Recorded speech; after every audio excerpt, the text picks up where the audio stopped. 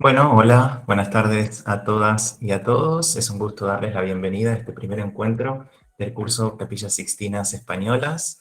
Mi nombre es Nicolás Foy, yo soy el responsable del área de Arte y Cultura aquí en la Fundación para la Historia de España.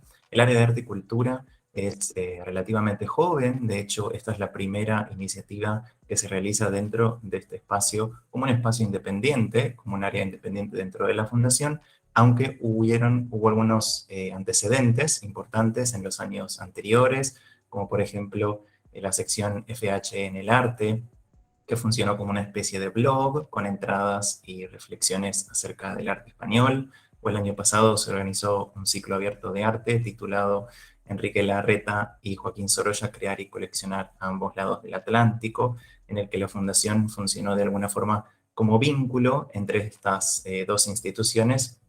Se las puso en contacto y se organizaron unas presentaciones a cargo de representantes de ambos museos y también de miembros de nuestra fundación, con el fin de, bueno, compartir, presentar a ambas figuras, a Enrique Larreta y a Joaquín Sorolla, y a poner en contacto a a ambos museos. Así que bueno, es un gusto tenerlos acá conmigo en este curso, que es la primera parte de un proyecto un poco más amplio, que se titula Capillas Sixtinas Españolas, Repensar el Patrimonio, planificado para este año y el siguiente. La idea, en términos generales, de este proyecto es de explorar la noción de Capilla Sixtina aplicada al patrimonio histórico-artístico español. Me imagino que la mayoría de ustedes han escuchado esta expresión en algunas ocasiones, más que nada aquellos que se dedican a la historia del arte, ¿no? Esta denominación de tal sitio es la Capilla Sixtina de algo. Bueno, el interés entonces de este curso es explorar a qué generalmente se refiere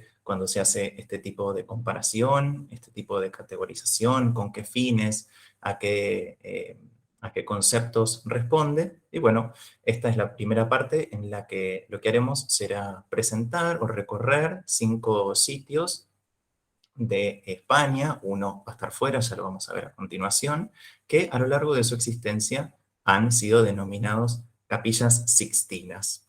La idea entonces de este curso no va a ser indagar tan en profundidad en cuestiones del patrimonio cultural, pero sí lo vamos a hilar con estas descripciones de los aspectos arquitectónicos, históricos, artísticos de estos 5 sitios. Un aspecto muy interesante y que me parece importante mencionar es que a lo largo del curso no vamos a hacer absolutamente ninguna referencia a la Capilla Sixtina Miguel Angelesca, porque justamente la idea de este curso y de este proyecto en general es explorar de qué forma una idea preconcebida, por lo que estuve viendo, la mayoría de ustedes o se han dedicado a la historia del arte o a la historia, a la docencia, por lo tanto tienen muy presente a la Capilla Sixtina Vaticana. Entonces va a ser lo interesante ver cómo esta idea preconcebida se puede aplicar a algo nuevo, a estos sitios que de alguna forma se resemantizan, ¿no? Cambian su significado y cambia nuestra relación con ellos.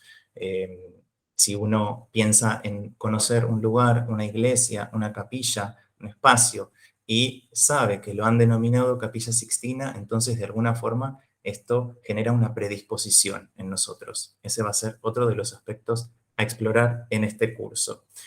Un aspecto práctico para comentarles, seguramente les ha llegado un email de la fundación que tiene un link a una carpeta de Drive con toda la bibliografía que yo he recopilado para ustedes, y les advierto, me imagino como todos que nadie tiene mucho tiempo, entonces yo les recomiendo para el resto del curso que se centren más que nada en la carpeta que tiene bibliografía relacionada al patrimonio cultural, ya que durante el curso vamos a explorar en profundidad los aspectos históricos, artísticos y arquitectónicos de cada uno de estos sitios.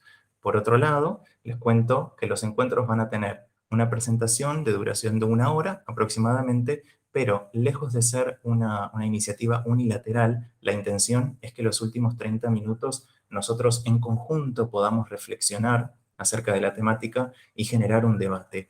La idea justamente es escuchar sus opiniones y poder reflexionar en relación a este concepto que de alguna forma es muy nuevo, ¿no? Gracias a Dios, este tema es algo virgen, lo estamos explorando todos en conjunto, entonces las opiniones de todos son válidas y son aceptadas y son interesantes tenerlas en cuenta. Bien, voy a pasar a agradecer también, a hacer los agradecimientos correspondientes a toda la fundación que nos ha dado este espacio para desarrollar la iniciativa, a la doctora Mariana Zapatero, presidenta de la fundación, a la secretaria, la doctora Gisela Coronado, que está del otro lado controlando, admitiendo, grabando y demás.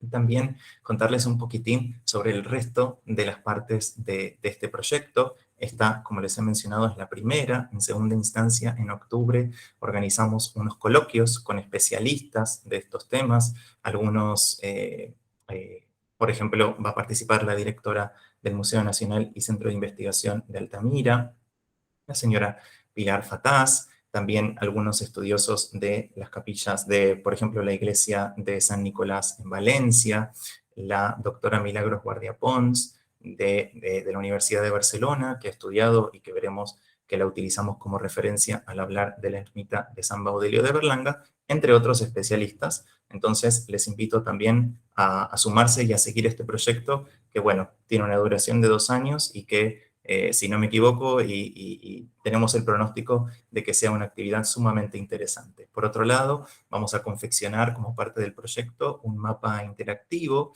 en el que el visitante pueda explorar estos sitios ya vistos en el mapa, que es también un tema interesante y digno tal vez de estudio. Y finalmente, el año que viene se publicará, o bueno, se editará una publicación digital con textos inéditos vinculados a el tema en cuestión. Por favor, todas las preguntas que tengan, estaré encantado de hacer lo posible para contestarlas hacia el final de la presentación. Voy entonces a proceder a compartir eh, la pantalla. Por favor, Gise, si estás por ahí y me podés confirmar que se ve, lo agradecería mucho. Sí, ahí se está viendo, Nicho. Bien, perfecto. Bueno, muchísimas gracias, Gise, y a todos por estar con nosotros hoy y en los próximos 3 lunes de mayo.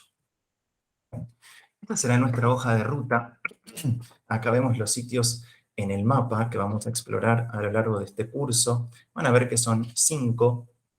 Es interesante ver cómo están ubicados en el mapa y notar, o habrán notado, que el último de ellos no está dentro del territorio perteneciente al Reino de España, sino que está en Ginebra, en Suiza, y es porque, bueno, lo incluimos dentro de este grupo porque la Sala de los Derechos Humanos de la sede de la ONU en Ginebra fue intervenida por el artista mallorquí Miquel Barceló. Entonces, de alguna forma lo podemos insertar dentro de lo español o estrechamente vinculado a lo español. Ahora, cuando repasaremos estos sitios, me parece importante explorar una de las primeras cuestiones con respecto al tema de las capillas sixtinas, y es qué tipo de referencia hace o qué tipo de referencia se hace a la hora de denominar las capillas sixtinas. Ahora vamos a ver a qué me refiero. Hoy comenzaremos a recorrer la cueva de Altamira, que ha sido denominada la Capilla Sixtina del Arte Cuaternario. Por lo tanto, es una referencia temporal del arte cuaternario. La ermita de San Baudelio de Berlanga ha sido denominada la Capilla Sixtina del arte mozárabe, por lo tanto, se trata de una referencia estilística, estética, y también ha sido llamada la Capilla Sixtina de Castilla, por lo tanto, una referencia territorial o espacial. El Panteón de los Reyes, en San Isidoro de León, ha sido denominada la Capilla Sixtina del arte románico, otra referencia estilística estética. El tercer encuentro se centrará en la iglesia de San Nicolás de Bari y San Pedro Mártir, en Valencia, que ha sido, o que es conocida popularmente, de alguna forma, como la Capilla Sixtina Valenciana. Por lo tanto, tenemos de nuevo una referencia espacial territorial. Y finalmente, como antes les mencioné, la Sala de los Derechos Humanos de la ONU, Ginebra, Suiza, intervenida por el artista mallorquí Miquel Barceló. Vemos entonces esta primera categoría que podemos establecer entre las capillas sixtinas, ¿no? Las que responden a referencias temporales, las que responden a referencias estilísticas, estéticas, y las que responden a referencias territoriales, espaciales. Hoy nos vamos a ocupar, como ya les he dicho, de la cueva de Altamira. Y me pareció sumamente interesante empezar no desde los hace más de 35.000 años de ocupación de la cueva, sino por un hecho muy reciente, que fue su descubrimiento. Hacia fines del siglo XIX, la segunda mitad, comienza esta historia muy importante y quienes estudiaron, bueno, historia del arte, cualquier ciencia vinculada al estudio del arte, encuentran en los libros esto como punto de partida, ¿no? Yo como historiador del arte, en los primeros años de la carrera ya está instalado Altamira y el resto de las cuevas de la zona franco-cantábrica. Ahora este, este panorama se ha ampliado mucho con nuevos descubrimientos que es importante tener en cuenta. Quienes nos dedicamos al estudio de la historia del arte, tenemos que estar muy atentos porque los paradigmas cambian constantemente. Y el descubrimiento de la cueva de Altamira, representó un cambio de paradigma absoluto en todas las ciencias que se dedicaran o que se dedican al estudio del hombre.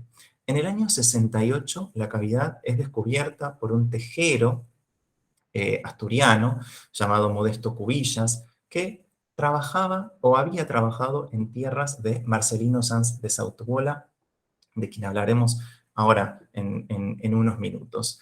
Descubre esta cueva por, supuestamente, la historia, ¿no? Todas estas son cuentos, son relatos que que duran en el tiempo, que perduran y se van contando. Es que un perro se había quedado encerrado en la cueva, por lo tanto descubrió este ingreso. Por un desprendimiento, la cueva había quedado absolutamente cubierta. Hoy lo que se ve en esta imagen es simplemente la puerta que se ha mantenido hasta el día de hoy, pero la apertura de la cueva era inmensa, no era tan pequeña. Ingresaba luz, ingresaba aire, que ya veremos tiene relación con los espacios de distribución dentro de la cueva. Entonces, el señor Tejero Modesto Cubillas avisa a Marcelino Sanz de Sautuola de su existencia. ¿Por qué le avisa? Bueno, porque Marcelino, un personaje sumamente importante en el relato del descubrimiento y el estudio de Altamira, tenía mucho interés en las ciencias naturales, en la geología, en la botánica, que le llevó a dedicar mucho de su tiempo al estudio de la prehistoria. Pertenecía a una familia montañesa acomodada, abogado de estudios a lo que no se dedicó, sino que se dedicó sobre todo a la administración del patrimonio familiar y a cultivar sus intereses. Como mencioné antes, las ciencias naturales en términos generales, pero la geología, la botánica. Publicó algunos estudios sobre la aclimatación, por ejemplo, de la planta del árbol del eucalipto en la que por entonces se llamaba la provincia de Santander, ¿no? Entonces, hay una curiosidad muy, muy importante de Marcelino en cuanto a este tipo de sitios. Pero, si bien le avisó Modesto Cubillas a Marcelino de la existencia de esta cueva y luego de esta primera visita en la que explora, en la que encuentra algunos objetos, algunos grabados, un hecho determinante en el relato de Altamira es la visita de don Marcelino a la Exposición Universal de París de 1878, porque fue allí que visitó el pabellón de antropología, un caldo de cultivo para aquellos interesados en la prehistoria. Se exhibían numerosos objetos prehistóricos pertenecientes a las cuevas, por ejemplo, del sur de Francia, y esto despertó un interés muy grande en Marcelino por empezar a explorar en detalle sitios como la cueva de Altamira, de los que ya conocía su existencia. Aquí es importante reparar en algo vinculado al espíritu moderno, ¿no? Y el espíritu de Marcelino no solo como amante del conocimiento por amar el conocimiento, sino que también se combinó con el afán del coleccionismo. La mayoría de los profesionales o los estudiosos que se dedicaron al estudio de la prehistoria en ese momento adquirían y comenzaban a formar parte de su patrimonio los objetos que encontraban. Entonces, Marcelino, con este interés genuino en esta temática, en estas disciplinas, sumado a su afán coleccionista, vuelve a la cueva de Altamira y en la ocasión de 1879 para hacer un descubrimiento que cambiaría el estudio de la historia del arte y de la historia de la humanidad para siempre. Ingresa a la cueva con su hija María Justina, lo cual es ya de por sí un poco extraño, en primer lugar, porque se trata de una persona muy joven, ¿no? De un individuo muy joven, pero por otro lado, su hija mujer, ¿no? Muy joven. Entonces ingresa a la cueva y María, con su luz artificial, es quien halla los bisontes, el techo de los polícromos, y grita la frase célebre, bueyes, papá, bueyes. Impresionada por estas pinturas, avisa a su padre, que queda absolutamente anonadado y además desconcertado, ¿no? Impresionado pero desconcertado por estas pinturas. Comienza entonces el periodo de estudio y es en esto en lo que otorgamos valor a la figura de Marcelino Sanz de Sautuola, mucho más que a la de Modesto Cubillas, que de alguna forma había quedado en la sombra, ¿no? Es quien descubrió la cavidad, pero Marcelino se dedicó a un estudio sistemático de todo lo que halló en la cueva. Objetos, hallado alfileres, puntas de lanza, grabados, pinturas de todo tipo, y se dedicó, como antes mencioné, a un estudio sistemático. Ahí está su valor, ¿no? Se lo ha llamado en muchas ocasiones a Marcelino amateur, entusiasta, pero la realidad es que con un espíritu verdaderamente científico y riguroso, se dedicó al estudio de los objetos y de todos los hallazgos en la cueva de Altamira, para finalmente publicar en 1880 los breves apuntes sobre algunos objetos prehistóricos de la provincia de Santander. Una publicación fundamental, un primer estudio riguroso, una aproximación científica al estudio de los objetos y de todo aquello encontrado en la cueva de Altamira. Vamos a decir una cosa en términos llanos. A nadie le gustó esta publicación. Esta publicación generó inmensos problemas, polémicas, y vamos a pasar a una parte un poco lamentable de la vida de Marcelino, y es que, francamente, nadie le creyó. Todos cuestionaron estas hipótesis. Marcelino eh, atribuía estas pinturas de una forma muy clara al hombre prehistórico por dos razones muy interesantes. En primer lugar, lo que hizo fue, muy acertadamente y muy pertinentemente, relacionar las pinturas y las figuras que estaban pintadas en la cueva con aquellas que estaban grabadas en los objetos o en los muros, ¿no? Si se podía hacer un caballo en un hueso o en un cuerpo duro, ¿por qué no se podría pintar?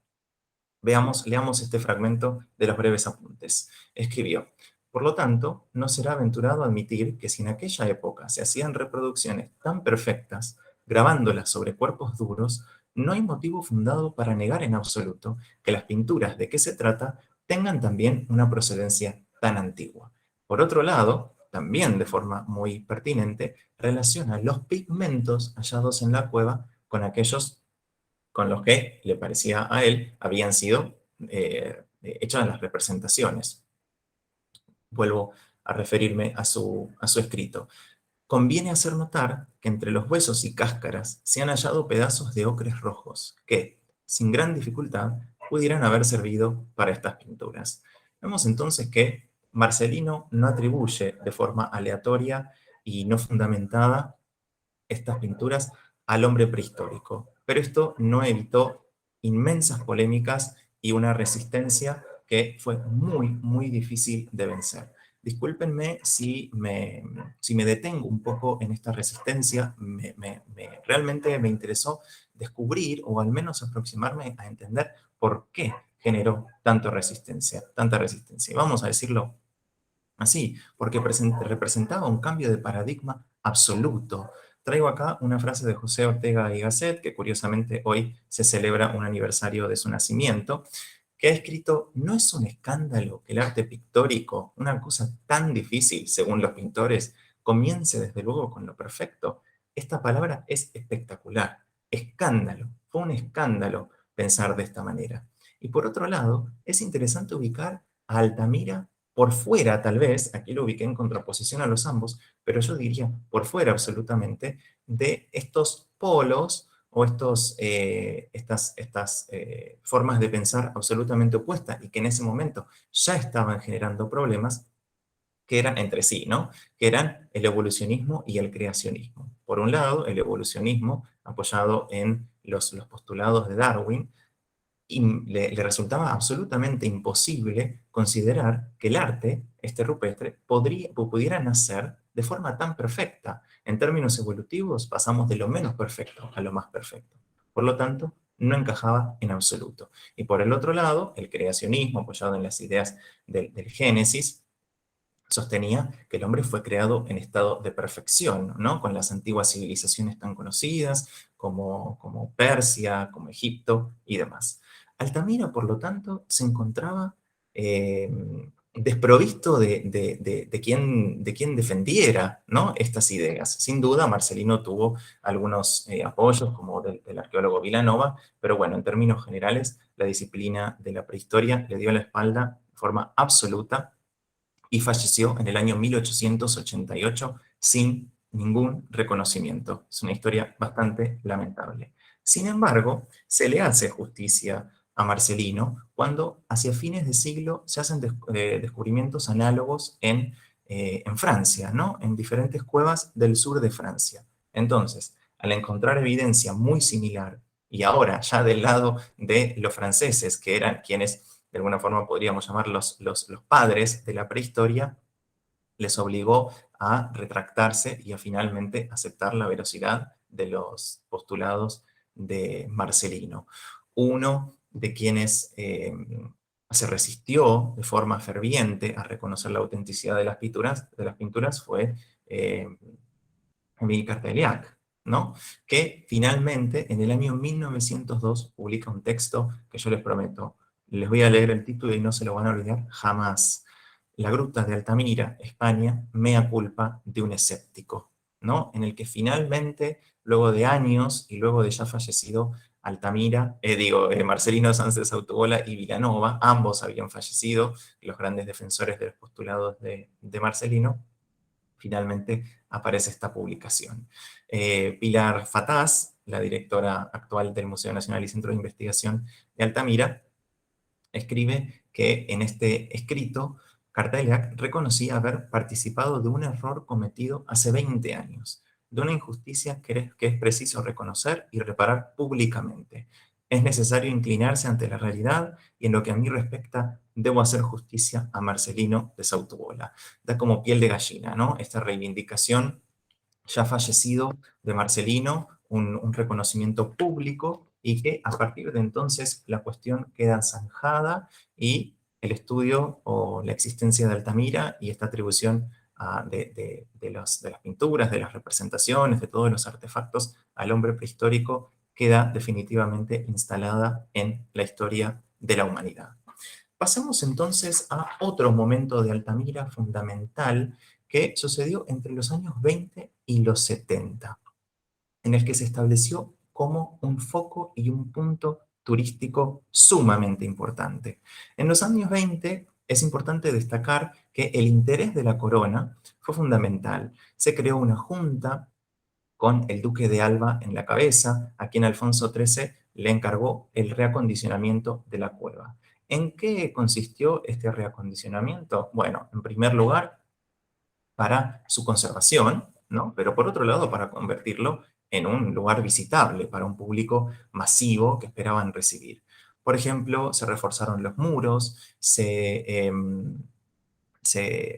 cubrieron las grietas, se rebajaron los suelos, porque en un punto del techo de los polícromos la altura era muy baja, muy escasa, de casi 1 metro, entonces el visitante podía tocar y dañar de forma muy, muy sencilla las pinturas. Entonces se rebajó el techo, se reforzaron los muros, se instaló luz eléctrica, se convirtió en un museo, ¿no? En un sitio visitable para un público masivo que esperaban en ese entonces. En el año 1924 se declaró como monumento histórico artístico y se acompañó este reacondicionamiento por una intensa campaña de difusión. Los bisontes de Altamira o las referencias a la cueva de Altamira aparecían en folletos, aparecían en postales, aparecían en estampitas y se convirtió entonces en parte de la identidad no solo nacional, sino local y regional de lo que ahora conocemos como Cantabria. La cantidad de visitantes aumentó significativamente desde la década de los 20 hasta los 70 y de forma progresiva también. Ahora les voy a leer algunas cifras que que me imagino que los dejarán igual de choqueados que a mí. En el año 55, Altamira recibió 50.000 personas en ese año. Y en el 73, 177.000 personas. Imaginemos que hoy en día solamente pueden ingresar 260 personas al año.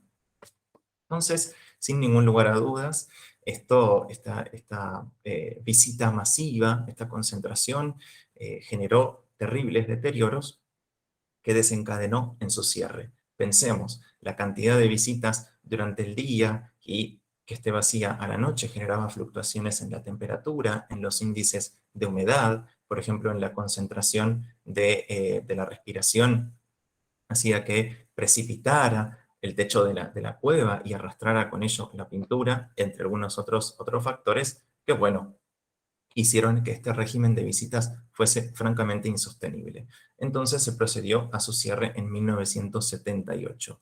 Pensemos o consideremos lo que significaba esto para la economía local, ¿no? Altamira se había convertido en el motor del turismo regional. Por lo tanto, ayuntamientos, empresas, bueno, todo la industria del turismo puso el grito en el cielo porque este cierre era insostenible.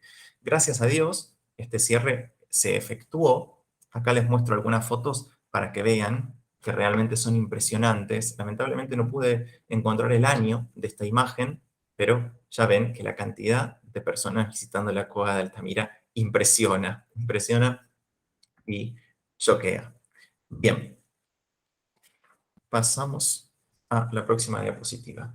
En el año 1982, algunos años luego de su cierre, se creó la institución moderna, titulada o llamada Museo Nacional y Centro de Investigación de Altamira, cuya principal misión consiste en la conservación de la cueva de Altamira y de su patrimonio como el principal patrimonio adscrito, ¿no? En el 82 se abre con visitas limitadas, muy lejos tanto del régimen de visitas de hoy como el régimen de visitas del siglo XX, que limita la cantidad de gente a 8.500 personas al año y en grupos de 5 personas. Es interesante también que se establecieron intervalos de permanencia en cada uno de los sitios. Si mal no recuerdo, en la sala, en el techo de los polícromos, solamente se permitía permanecer 7 minutos, ¿no? Estas visitas a las corridas, tratando de frenar o poner un freno a el deterioro de estas pinturas. En el año 85, y un evento fundamental, las cuevas de Altamira fueron declaradas Patrimonio de la Humanidad por parte de la UNESCO. Y me parece interesante también leerles a qué criterios respondió esta declaración como Patrimonio de la Humanidad. A dos. En primer lugar, representar una obra maestra del genio creador humano, y en concreto por su calidad estética. Altamira, Capilla Sixtina de la prehistoria, representa una realización artística única para este periodo. Estamos hablando de que en el año 85 y, no dato menor, en la inscripción oficial como parte de Patrimonio de la Humanidad se la llama Capilla Sixtina de la prehistoria. No la denominación original de la Capilla Sixtina del Cuaternario, pero bueno, Capilla Sixtina al fin. Y finalmente, por aportar un testimonio único o al menos excepcional sobre una tradición cultural o una civilización viva o desaparecida. Bueno, avanzamos un poco en el tiempo. En el año 91 se designa a José Antonio Las Heras como director, que establece o redacta el plan museológico de Altamira, que incluía medidas de preservación, de conservación preventiva, también de crear una exposición o una exhibición permanente, ¿no? Para que la visita a la cueva de Altamira no sea únicamente una visita a lo que ahora veremos que es la neocueva, sino que también presente un relato del estudio de la prehistoria para construir conocimiento y además mostrar aquellos descubrimientos que se continúan haciendo hasta el día de hoy en la cueva. Acompañando a este plan museológico para Altamira aparece la edición facsímil de La Cueva, denominada Neocueva. Y acá esto es importante para mí detenerme. Existe, ya sabemos, una especie de fetiche hacia lo original. De hecho, hace poco tiempo visité un centro de arqueología experimental que se denomina Poblado Cántabro, cerca de la Cueva de Altamira, en el que todo lo presente fue reconstruido, no fue un asentamiento original de los cántabros. Pero sin embargo, los arqueólogos estudiaron todos los procedimientos con los que los cántabros en su momento confeccionaban sus viviendas o creaban sus objetos y siguieron estos procedimientos para generar nuevos objetos para las visitas, ¿no?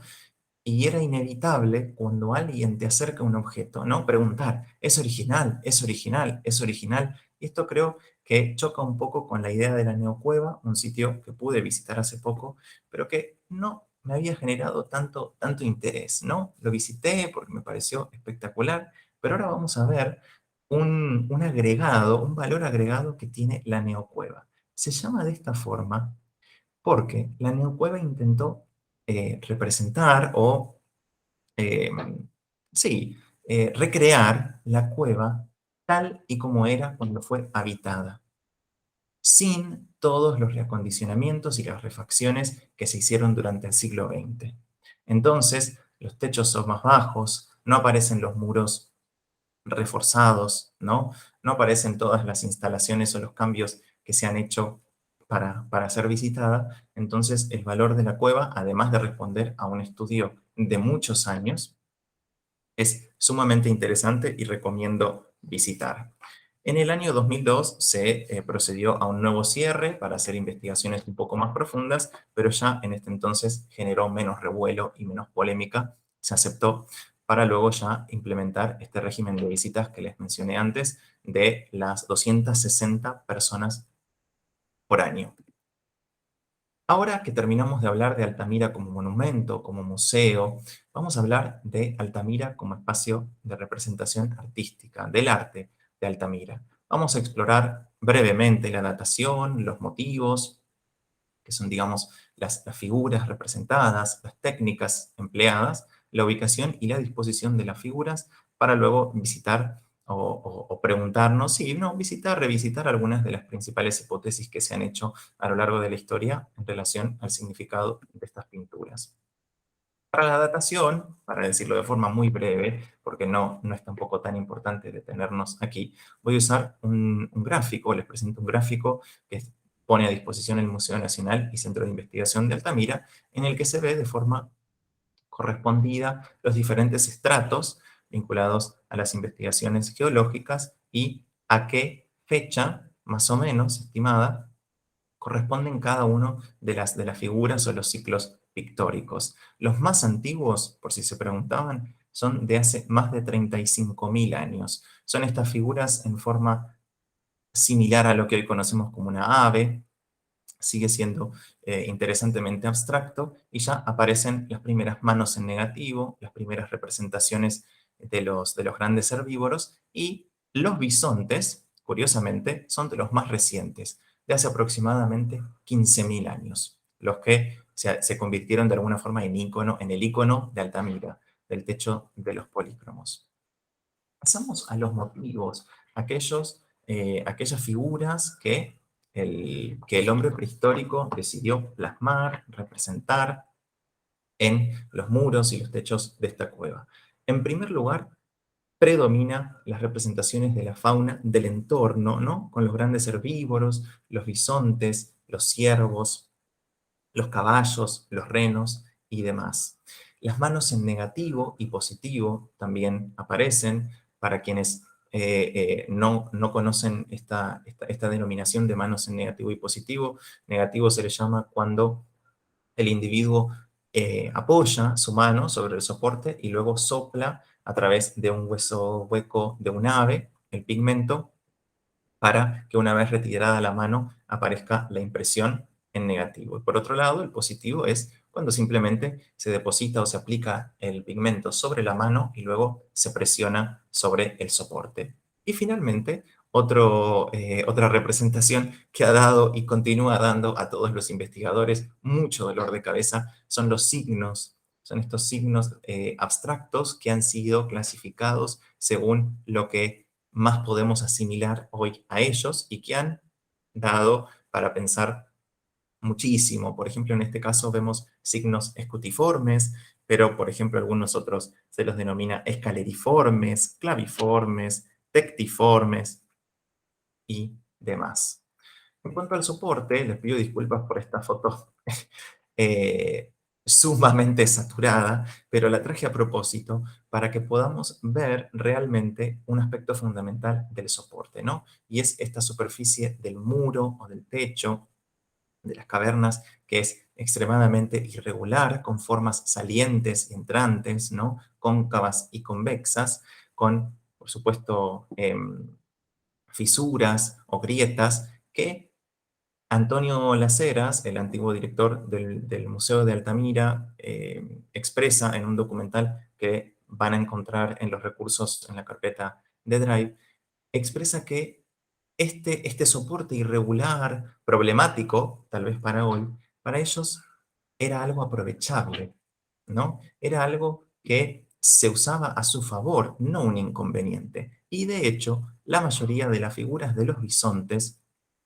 fueron pintadas sobre formas que de alguna forma ya remitían a la forma natural de un bisonte. Y lo vemos aquí, ¿no? Esta forma abultada en la que la figura del bisonte se inscribe prácticamente en su totalidad. Pasamos también a visitar las herramientas y los colores. Se utilizó el sílex tallado, este material muy duro que fue utilizado como buril para hacer los grabados sobre las superficies de los muros. Aquí les traje dos ejemplares que fueron hallados en la cueva de Altamira.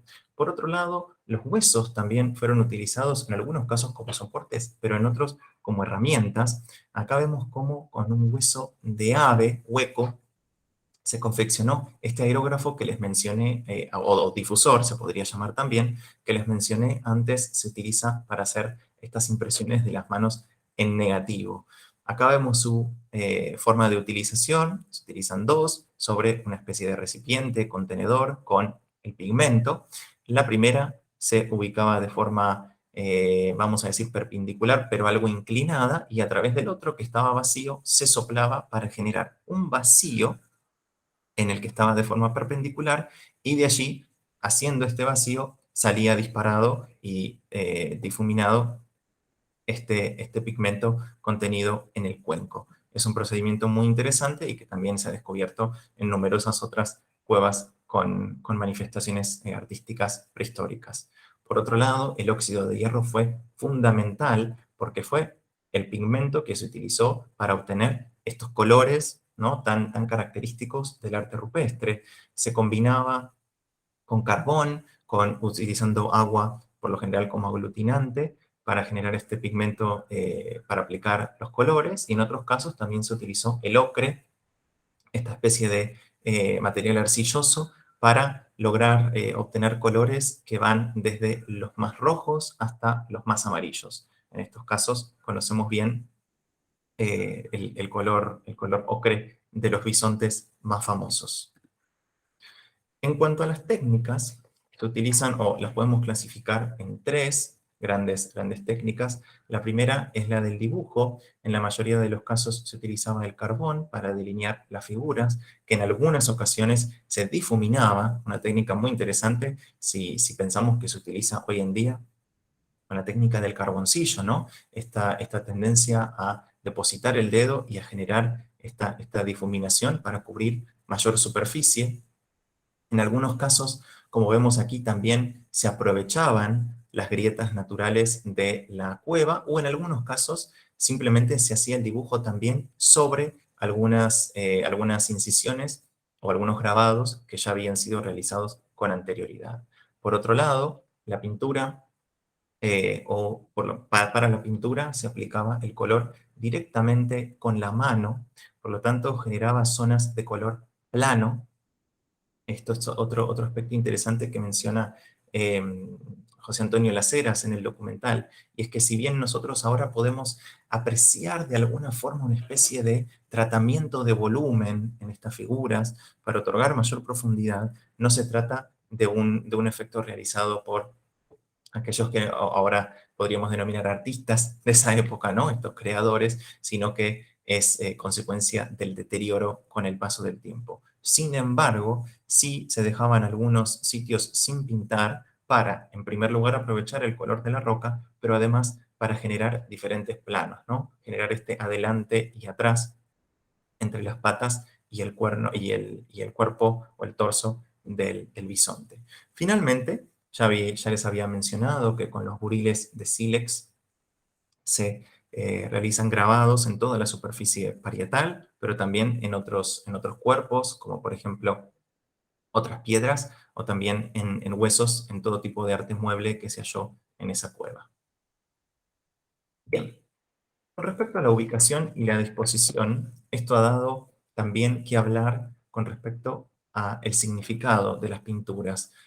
Todas las hipótesis que se han ofrecido o que se han presentado en relación al significado tienen en cuenta cada uno de estos aspectos que estuvimos hablando a continuación. Y uno de ellos fue el de la ubicación o la disposición de las pinturas. Por supuesto, la mayoría de ellas están presentes en los techos y los muros de la cueva, y si bien existen algunas pinturas en sitios accesibles de la cueva, por ejemplo, el techo de los polícromos está muy cerca de lo que en ese momento era el vestíbulo, la entrada, el sitio de acceso a la cueva, existen muchas de ellas en lugares más remotos o de difícil acceso. Entendemos entonces que hubo una intención de realizar, o podemos pensar por lo menos, que hubo una intención de hacer estas pinturas en estos espacios. No eran espacios que se habitaba de forma regular, sino que intencionalmente se accedía, se movía hacia estos espacios para luego hacer las representaciones allí. Digamos, no había luz. La luminosidad era muy reducida. Y si viéramos un mapa de Altamira, que de hecho ahora pienso que habría estado muy, muy interesante, la cantidad de luz, sí, la cantidad de luz que entra es muy poca, cubre un porcentaje muy, muy limitado de la cueva. El resto permanecía en penumbras. Otra característica relevante en cuanto a la disposición son las superposiciones que existen. Y acá les traje un dibujo muy interesante en el que se muestra la figura de un bisonte que fue realizada sobre otras, o al revés, ahora mismo no sabría decirles con certeza, pero vemos algunos otros animales, ¿no? Debajo de esta figura. Aquí vemos un reno, y esto también dio lugar a muchas hipótesis con respecto a su significado, ¿no? Como esta, de alguna forma, capacidad de decir, bueno, lo nuestro es nuevo, pintamos encima y no nos importa, ¿no? Porque no le damos valor a lo antiguo. Está ahí pintado desde hace muchísimo tiempo, nosotros vamos y damos nuestra impronta nuevamente. Y por otro lado, en algunas, y acá me atrevo a decir composiciones, porque aún está en duda si en estos grupos, o si también se le puede hablar, si se puede hablar de grupos de figuras, si realmente se los hacía de forma consciente en composiciones o si se los realizaba de forma suelta. Son las diversas direcciones. Vemos que algunos están orientados hacia abajo, otros hacia arriba, otros hacia los costados, ¿no? Por lo tanto, no sigue un único criterio, y eso ha dado pie a las hipótesis que rechazan la idea de una composición unitaria, ¿no? Ahora bien, llegamos al significado, esto que aún es tan problemático y que está en permanente evolución. Empecemos desde el principio en un recuento muy breve.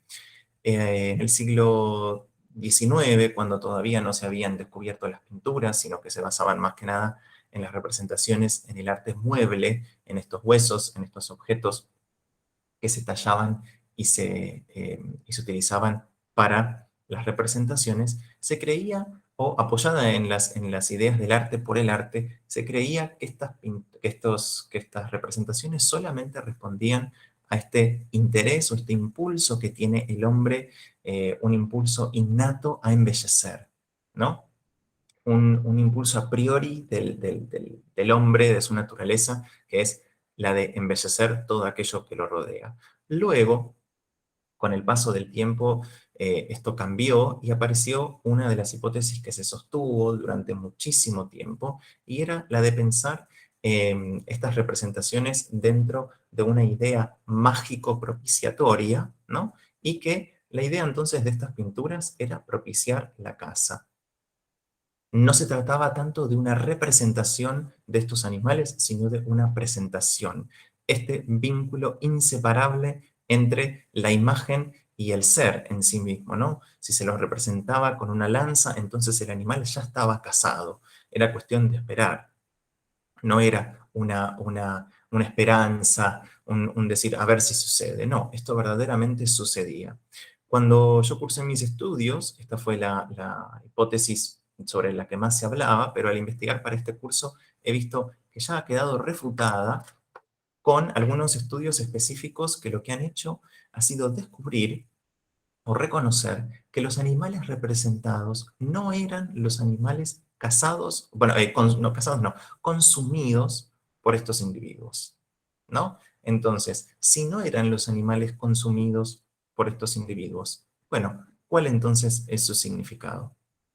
Hoy en día, en primer lugar, hubo que admitir que es muy difícil llegar a una definición o un significado generalizado de todo el arte rupestre, principalmente porque el rango, tanto espacial como también temporal, entre todas ellas es inmenso. Estamos hablando de miles de años, de decenas de miles de años. Por lo tanto, sería un poco simplista, ¿no? Decir que todas responden a una misma intención. Pero por otro lado, se lo vincula mucho a lo que hoy denominamos y usamos como concepto paraguas, que es de lo ritual, ¿no? Se lo asocia a un ritual de tipo chamánico y se da mucha importancia a esta idea de la integración del soporte, de representar, por ejemplo, como hemos visto, a los bisontes dentro de estos bultos, porque esto ha dado lugar a pensar de que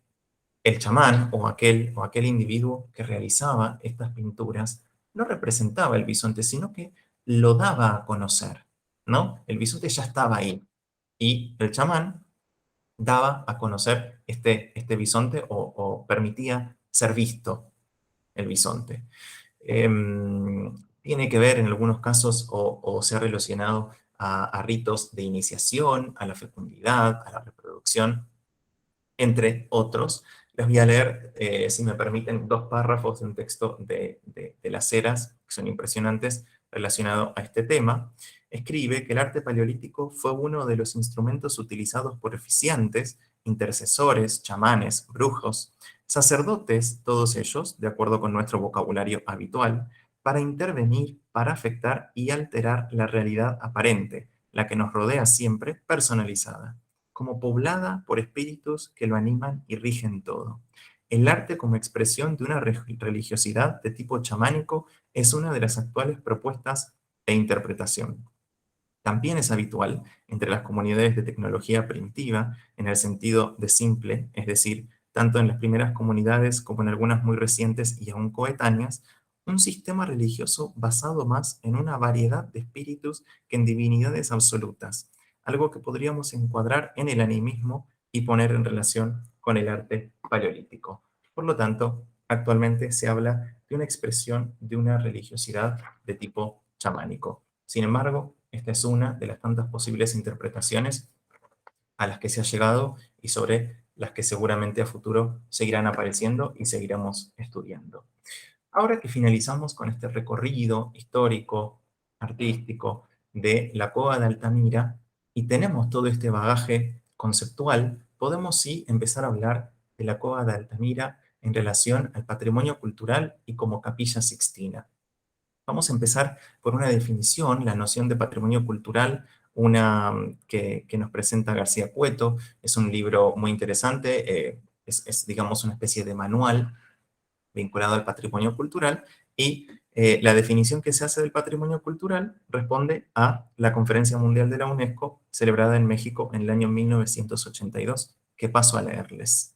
El patrimonio cultural de un pueblo comprende las obras de sus artistas, arquitectos, músicos, escritores y sabios, así como las creaciones anónimas surgidas del alma popular y el conjunto de valores que dan sentido a la vida, es decir, las obras materiales y no materiales que expresan la creatividad de ese pueblo, la lengua, los ritos, las creencias, los lugares y monumentos históricos, la literatura, las obras de arte, los archivos y las bibliotecas. En cuanto a un recorrido histórico del concepto de patrimonio cultural, acá les traje unas ideas que traje, y es que en un principio se pensaba en el patrimonio cultural como contenedor de un valor intrínseco, ¿no? El valor de cómo patrimonio cultural lo tiene la cosa en sí, no se lo otorgamos nosotros.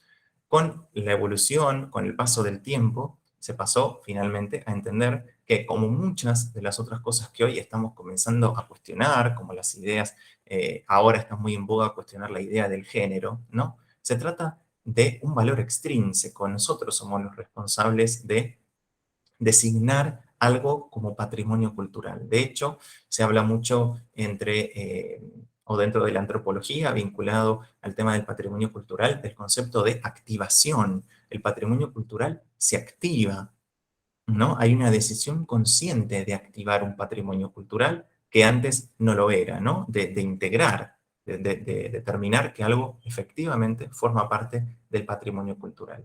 Y acá nos viene muy bien traer a los conceptos de Lawrence Pratt, escrito perdón, en su texto El concepto de patrimonio cultural del 98, en el que establece que el patrimonio cultural es una invención y una construcción social. ¿A qué se refiere con invención? Él asocia la idea de invención con capacidad de generar discursos sobre la realidad con visos de adquirir cartas de naturaleza y por lo tanto con el poder. Entonces vemos que hay una acción consciente de un determinado grupo social, en este caso lo vincula mucho al poder político, de activar el patrimonio. Pero por otro lado, también lo considera una construcción social. Y esto lo asocia con los procesos de legitimación, es decir, de asimilación social de estos discursos.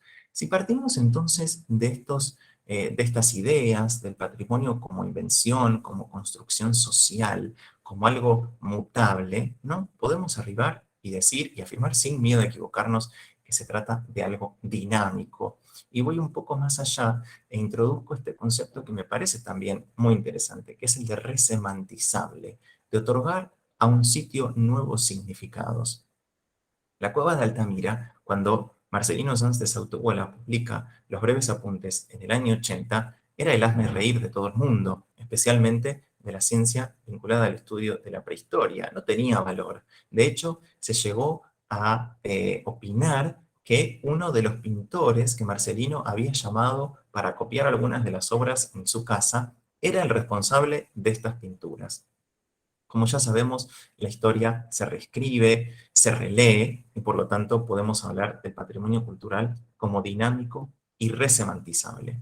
Y si hablamos ahora, para llegar al final, de la Capilla Sixtina del Arte Cuaternario, la Cueva de Altamira como Capilla Sixtina del Arte Cuaternario, les digo que lo más antiguo que encontré y a quien se atribuye la célebre frase es a Joseph de Gelet en su Manual de Arqueología Prehistórica Celta y Galo-Romana. La edición más antigua que yo pude hallar fue la de 1908, en la que escribe lo siguiente. Lo tuve que traducir porque yo no hablo francés, entonces lo que escribió fue lo siguiente. En el techo de Altamira, una suerte de capilla sixtina del arte cuaternario, aparecen pinturas policromadas de un estilo tan libre y tan evolucionado que los prehistoriadores, sorprendidos por estos descubrimientos imprevistos, dudaron durante mucho tiempo en reconocer su autenticidad. Parte y presenta esto que hoy nos ha reunido, esta denominación de la Cueva de Altamira como una suerte de capilla sixtina del arte cuaternario. ¿Quién iba a decir que eso se instaló definitivamente en el imaginario colectivo? Y hoy la misma Cueva de Altamira, el mismo museo, se refiere a sí misma como capilla sixtina del arte cuaternario. Les traigo también algunos 3 párrafos que son fundamentales para este tema que estamos investigando, publicados por Miguel Ángel García Guinea en su texto Altamira y otras cuevas de Cantabria, publicado por el centenario del descubrimiento de la cueva, y él escribe los siguientes 3 párrafos. Es significativo que haya sido de Gelet el que preconizase para Altamira el título de Capilla Sixtina del arte cuaternario. Y sin embargo, el acierto de esta comparación es innegable. Con ella elevó el arte altamirense a la categoría primordial de capolavori, obra maestra, queriendo significar con ello el primer chispazo de genialidad de la humanidad. Si bien el paralelo Altamira-Capilla Sixtina fue tal vez pensado en razón de tener ambas una bóveda cubierta de pinturas, es indudable que va más lejos la comparación. Si la Capilla Sixtina de Miguel Ángel señala un acontecimiento artístico de trascendencia universal, Altamira, con sus pinturas de 15 a 12 mil años más viejas, afirma igualmente la culminación artística de una cultura, la prehistórica, y atentos a estos porque verdaderamente es fenomenal. Quizás en este juego de equiparaciones, y teniendo en cuenta que la precedencia cronológica coloca a Altamira en una posición aún más milagrosa y sorprendente que el famoso conjunto Miguel Angelesco, pudiéramos, con más verdad, volver la oración por pasiva y aprovechar la frase de Bachelet para transformarla en esta otra, más consecuente, con la real prioridad de Altamira. Capilla Sixtina, la cueva de Altamira del arte renacentista. Una frase estupenda, estupenda y que a mí me encantó y me parecía importante compartirla con ustedes. Vemos este término en boga, en circulación, en los medios, Altamira, la Capilla Sixtina del arte rupestre, la Capilla Sixtina del arte rupestre, la Capilla Sixtina del arte paleolítico, la Capilla Sixtina prehistórica, en medios como El País, El Mundo, El Universal, en libros de texto. Encontré algunos libros así sueltos, parte de mi biblioteca, para ver si aparecía esta referencia, y efectivamente sí. Por ejemplo, en este texto, El arte del mundo antiguo, se menciona y dice: si los negros bisontes al galope, los jabalíes, los cervatos y el caballo de la bóveda de la sala mayor de Altamira, que mereció el nombre de Capilla Sixtina de la prehistoria, y seguimos. Por otro lado, las famosas enciclopedias de arte rama, fundamentales para estudiar en momentos en los que no estaba el internet por sus imágenes, se detiene en la cova de Altamira. Acá vemos un mapa que, bueno, me viene bien. El ingreso es por aquí, por el 1, y aquí, en el punto número 2, es el techo de los polícromos. Ya a partir de aquí, la luminosidad era prácticamente nula, mucho más al pasar este pasillo. Y las representaciones están en toda la cueva. Hasta en este pequeño pasadizo existen algunas representaciones fenomenales como las que se han denominado máscaras. Esto en el documental que les recomiendo lo van a encontrar. Pero bueno, la denominación, la Capilla Sixtina de la prehistoria, está aquí, está presente, circula, existe. Entonces ahora sí pasamos a preguntarnos, y aquí me gustaría escucharlos a ustedes. Traigo estas preguntas usando los conceptos que García Guinea introdujo en sus 3 párrafos, ¿no? ¿Qué constituye una capilla sixtina? Acá parece que García Guinea trae estos conceptos: una genialidad de la humanidad, un acontecimiento artístico de trascendencia universal, una culminación artística de una cultura, o una bóveda cubierta de pinturas, ¿sí? Para ser un poco más pragmáticos, ¿no? Un poco más vinculado a la realidad visible. ¿Vinculamos una capilla sixtina simplemente a una bóveda cubierta de pinturas o hay algo más? Ahora lo que vamos a hacer, antes que nada, gracias por escucharme, les agradezco mucho y espero que haya sido interesante todo este tema. Vamos a proceder a conversar. Lo que vamos a hacer es lo siguiente. Ahora voy a dejar de compartir la pantalla y pueden escribir en el chat cuando o quien quiera hacer un comentario o su aporte. Y yo voy a ir dando la palabra de forma que sea un debate ordenado. Pero sin duda, por favor, si pueden y quieren, prendan sus cámaras. Así generamos, por lo que he visto, no somos demasiados, así que vamos a poder hacerlo. Bueno, ¿a alguien le gustaría comentar algo al respecto?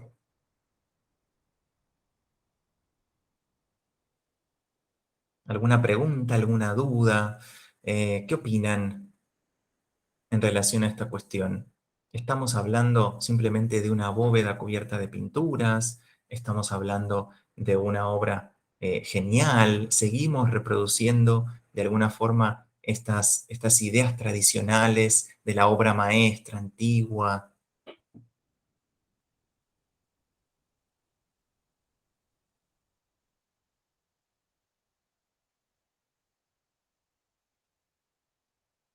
¿Estamos? ¿Ningún aporte? ¿Alguna opinión? ¿Algún sí o no?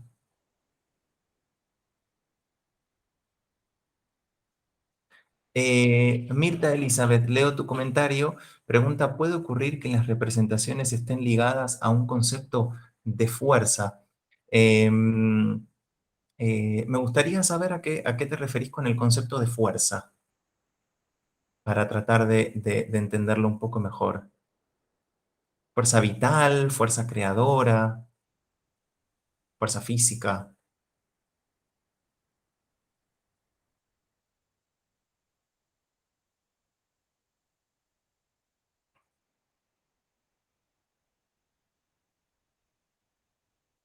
Desde la diferencia entre hombre y animal, sí es cierto que, por ejemplo, en la cueva de Altamira no aparece, si no me equivoco, ninguna representación antropomorfa, ninguna representación antropomorfa, y sí puede tener algo que ver con esta diferenciación entre la fuerza animal y la fuerza del hombre, una intención, digamos, de controlar, se ha propuesto en algunas ocasiones, ¿no? De al representar, poseer o al menos actuar sobre esa realidad y de alguna forma domarla. Una fuerza, no sé si la palabra es opresiva, pero sí de control.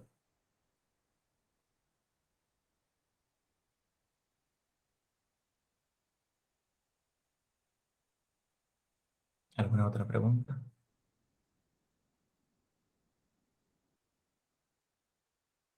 ¿Ninguna otra curiosidad sobre Altamira? ¿Algún comentario sobre alguna otra cueva? ¿Algunas otras representaciones? Vamos, Martina, un comentario. Adelante. Activa la cámara sin problema y compartirlo conmigo, con nosotros. Bueno, ahí no sé si se me escucha. Sí, sí, sí, sí, se escucha. Bueno, en primer lugar, felicitarte por la presentación, Gracias. porque considero que estuvo muy clara y fue muy iluminadora con respecto a diferentes cuestiones que tienen que ver con el arte, pero también pienso en la forma en la que podemos repensar la historia todo el tiempo. Y más que en un sentido pragmático, esto último que decías me dejó pensando, porque yo creo que en todas las épocas y para cualquier eh, evento histórico se toma algo como parámetro, y me parece que tiene que ver más con un sentido simbólico el hecho de seleccionar la Capilla Sixtina, ¿no? Como algo para desde esa base partir y hacer todo tipo de comparaciones. Y me pregunto si en algún otro momento, esto es un poco más filosófico, ¿no? Pero si en algún otro momento el parámetro cambiará. O sea, porque vos resaltaste en algún momento, que me parece muy acertado, que nosotros, o sea, la sociedad dice que es un patrimonio histórico o artístico y que no. Entonces pienso, por muchísimos años se ha mantenido la Capilla Sixtina como ejemplo. ¿Esto cambiará en algún momento? O sea, es Es como para una, que Totalmente, es tu opinión. totalmente. Es una muy buena pregunta. De hecho, hasta podríamos argumentar que se trata de un punto de vista absolutamente eurocentrista, ¿no? Claro, De tener a la Capilla Sixtina como la cumbre de nuestra cultura occidental, ¿no? Pero ¿qué pasa con el arte precolombino? ¿Qué pasa con el arte indioamericano? ¿Qué pasa con el arte asiático, no? Poca o ninguna referencia tenemos de eso y recurrimos de nuevo y de nuevo a la Capilla Sixtina de Miguel Ángel pero sería interesante seguir indagando en por qué y en por qué lo utilizamos, qué- con qué fin, con qué fin. Y eso es otra de las preguntas que me gustaría hacerles a ustedes. ¿Con qué fin denominamos a un lugar como Capilla Sixtina? ¿Simplemente porque establecemos una comparación o porque queremos agregarle valor a un sitio? Queremos elevarlo, ¿no? Podemos cuestionarnos también por qué tanto en la prensa y en el ámbito del turismo se llama a sitios más Capilla Sixtina que dentro del ámbito académico.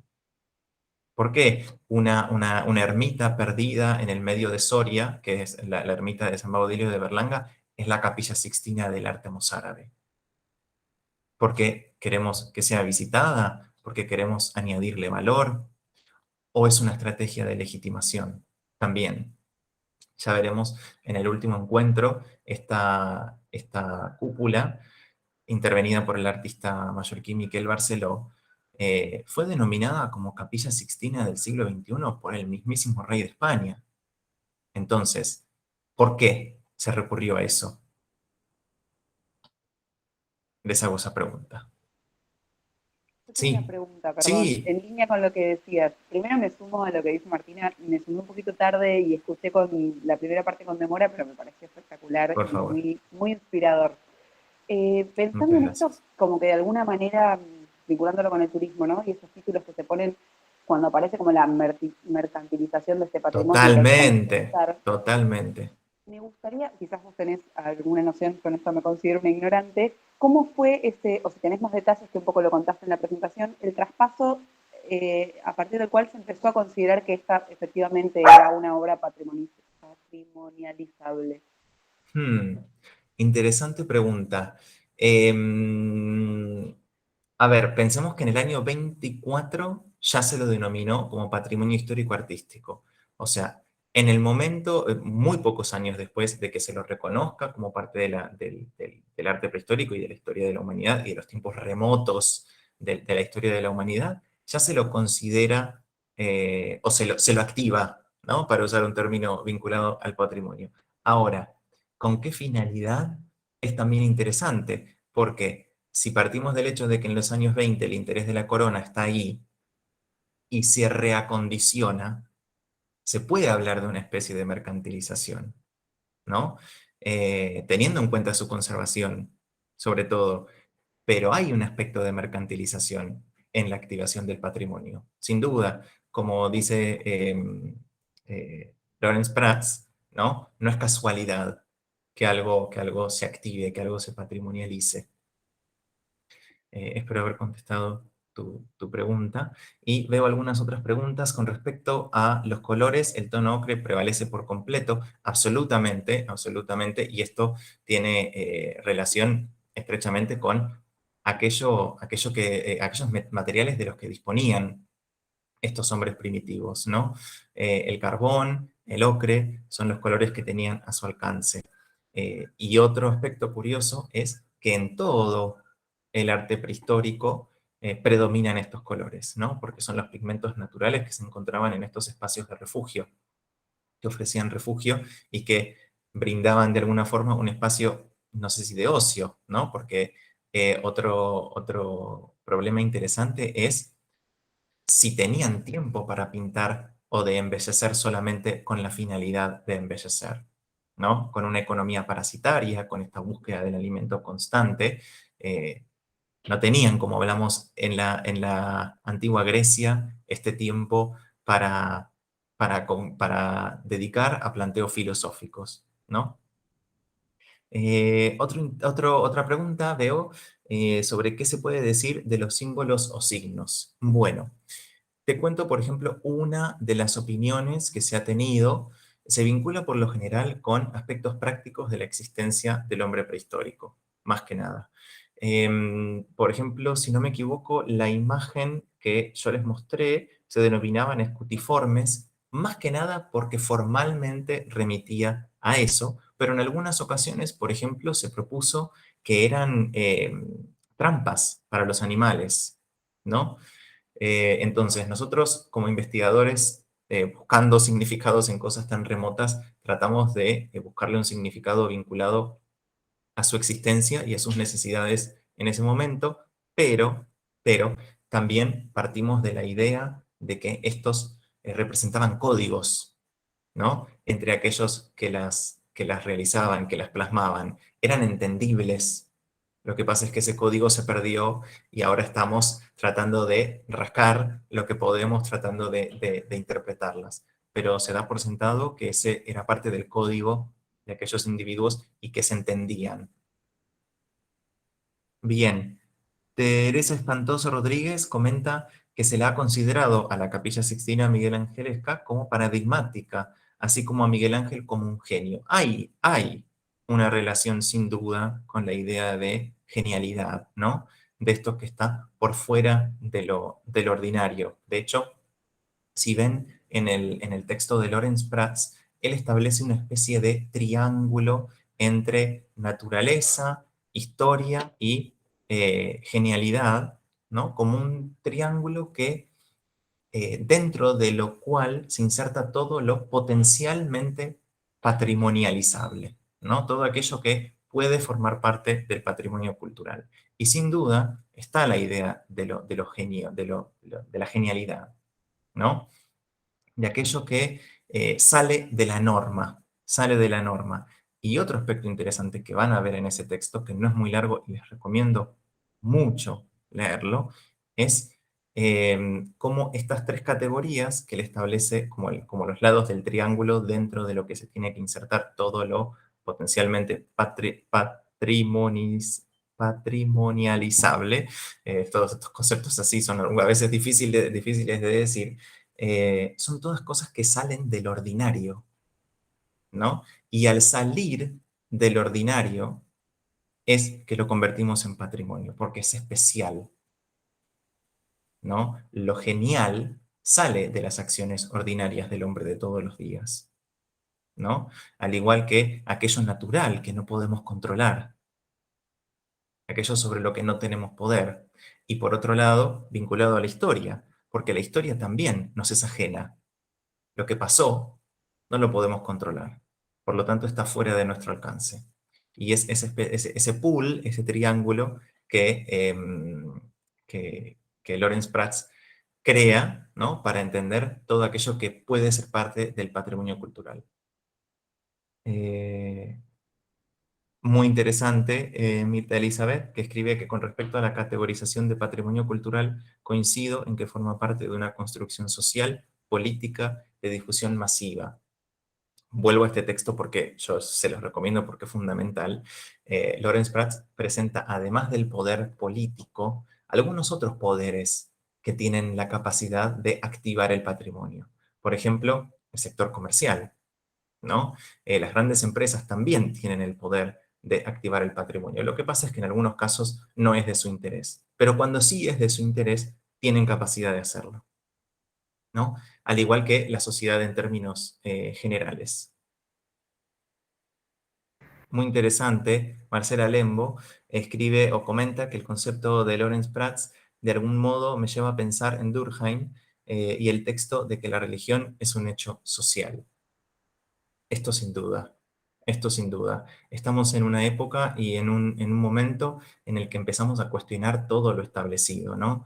Todo lo que con anterioridad no se ponía en duda y de alguna forma establecíamos como valores intrínsecos de los objetos, de las cosas, de lo que nos rodea, para finalmente ahora llegar a entender que nuestra realidad es construida por nosotros mismos, ¿no? Por la sociedad y que de alguna forma lo aceptamos. Esa es la construcción social de la que habla Lawrence Pratt, ¿no? Alguien lo activa, pero también alguien tiene que aceptarlo, y somos nosotros. Cuando alguien nos dice que la Cueva de Altamira es la Capilla Sixtina del arte cuaternario, no lo cuestionamos, porque ya forma parte del relato, ¿no? Ya está establecido. Ahora, con los más nuevos, me parece que sí lo interesante es cuestionarlo, ¿no? Es empezar a decir, ¿estará bien que empecemos a llamar? Por ejemplo, yo vivo en Barrio River. ¿Será interesante agregar, tomar a la iglesia Santiago Apóstol y decir que es la Capilla Sixtina de Belgrano? No sé. Me pregunto. Es muy interesante. Y acá Marcela Lembo escribe también que al igual que el coleccionismo, que es algo que proviene del siglo XVII, promovido por las coronas de la época. Eso es muy interesante y también está en uno de los textos que que tienen a disposición con respecto al patrimonio como tesoro, ¿no? Esta idea del patrimonio como tesoro y como algo perteneciente o aprovechable solamente por una clase en particular de la sociedad y no accesible a todo el mundo, ¿no? Permiso, Nicho. Sí, Primero, ¿cómo buenas no? noches. Pido disculpas que no tengo por el dispositivo en el cual estoy video, pero bueno, primero agradecerte y agradecerles a todos la presencia en este curso.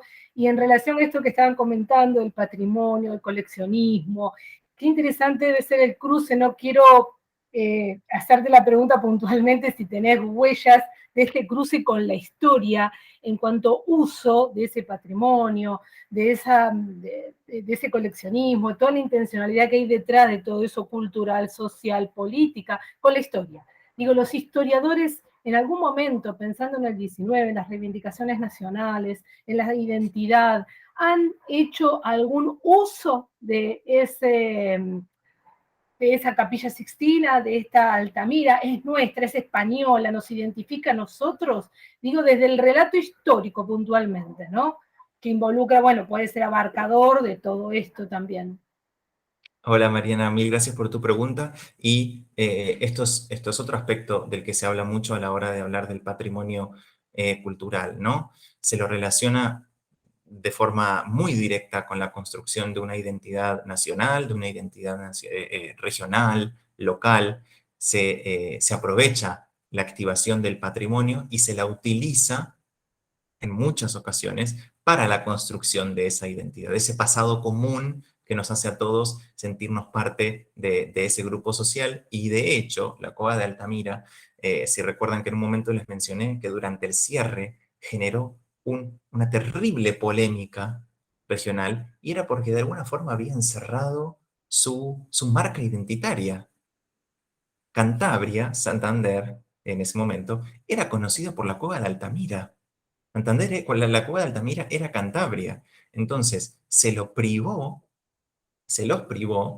de este rasgo identitario que, más allá del rédito económico, bueno, de este turismo local como motor y demás, era un ícono de su cultura, ¿no? Entonces, que los priven, bueno, afectó mucho a esta relación con su identidad. Lo bueno es que a lo largo del tiempo han podido reivindicarlo sin depender de que sea visitable o no. Pero sí, sin duda, la construcción del patrimonio cultural está estrechamente vinculado a la identidad, al sentir nacional, al sentir regional y a la construcción de la legitimidad, ¿no? De los poderes políticos, sociales, económicos y demás. Lourdes nos presenta una pregunta, si sería una Capilla Sixtina el castillo de Bonampak y sus pinturas. Impresionante, impresionante. Estamos hablando de arte prehispánico, ¿no? Y ¿de qué estamos? Bueno, es muy interesante porque, de hecho, hace unos días estuve reunido con un amigo y profesional que nos presentó la idea o la posibilidad de ampliar esto de capillas sixtinas españolas a por qué no capillas sixtinas latinoamericanas, ¿no? El mural de Siqueiros, por ejemplo, otro sitio que podríamos denominar Capilla Sixtina, pero ¿dónde trazamos la línea, no? ¿Qué estamos construyendo un repertorio de capillas sixtinas por todo el mundo? Es interesante, podemos pensarlo, ¿no? Como tratar de establecer un parámetro, un criterio. Parte de este curso también es la idea de ver si hay un consenso entre nosotros con respecto a lo que sí podemos denominar y a lo que no, Capilla Sixtina. Martina presenta la pregunta, yo creo que la denominación de Capilla Sixtina tiene que ver también con la sorpresa que genera que sociedades tan antiguas tengan la intención de dejar un registro. Totalmente, porque si exploramos un poco los sitios que sobre todo han sido denominadas capillas sixtinas, hay una interesante separación histórica, ¿no? Y esta visión romántica del aproximarnos al pasado y el hombre genio que en su momento pudo trazar o vencer todas las barreras y llegar a obras cúlmines que hoy tal vez algunos pensamos que no somos posibles de volver a llegar, ¿no? Mirta Elizabeth nos comenta cómo sería posible determinar si el arte representado en la cueva de Altamira formó parte de un ritual religioso, si se buscó trascender, si se trató de un arte que perteneció a un determinado periodo, época. Bueno, esta es una labor muy ardua que llevan todos los investigadores tratando de descubrir el significado, pero hasta hace un tiempo se recurrió en algunas ocasiones a vincular el arte de Altamira y las representaciones con aquellas que se hacen hoy en día por comunidades que son cazadoras y recolectoras. De hecho, una anécdota muy interesante, ahora sí no sabría decirte ni quién fue el investigador, ni de dónde era este grupo humano que fue a investigar, pero parece que le recriminaron que había dibujado en su libro un animal y que por lo tanto se lo estaba llevando al animal, ¿no? Nos estaba robando un animal porque lo representó. Eso es muy interesante. Entonces, contestando a tu pregunta, hay algunas líneas de investigación que tratan de descubrir el significado de estas pinturas en relación a grupos de costumbres o tradiciones similares a los que se cree que eran los hombres o bueno, las mujeres que habitaron Altamira. Las categorías atraviesan a las ciencias sociales, eso sin duda, estamos en todas, ¿no? Estamos en la antropología, estamos en la arqueología, en la historia del arte, en la historia general, todos nos hacemos estos cuestionamientos, ¿no? Y Marcela, finalmente, para terminar, nos presenta el comentario que dice, ya nombrar con el término arte implica una categorización. Eso sin duda. Te voy a decir, yo estudié historia del arte y si hoy en día me preguntan qué es el arte, yo creo que no sabría contestarte con certeza así de forma clara, el arte es tal. Entonces ya partimos de la idea de arte como una categoría sumamente difícil de definir y muy a la ligera llamamos todo arte, ¿no? O no. Tal vez hay que dejar de ser un poco conservadores y aceptar que cualquier creación humana de carácter creativo pueda llamarse arte, ¿no? Hoy en día se habla de diseño, se habla de fotografía, se habla de diseño industrial, bueno, ¿no? Las películas, demás, todo ahora parece que entra en el espectro del arte. Así que bueno, les agradezco muchísimo por estar acá, por escucharme, les agradezco por sumarse a este debate. Si les surgen algunas nuevas preguntas, algunas nuevas inquietudes, las podemos conversar sin duda en el próximo encuentro, en el que nos vamos a referir a la ermita de San Baudelio de Berlanga y al Panteón de los Reyes de San Isidoro de León. Les agradezco mucho por su interés, por su tiempo y nos vemos la próxima semana a la misma hora. Perfecto. Muchísimas gracias.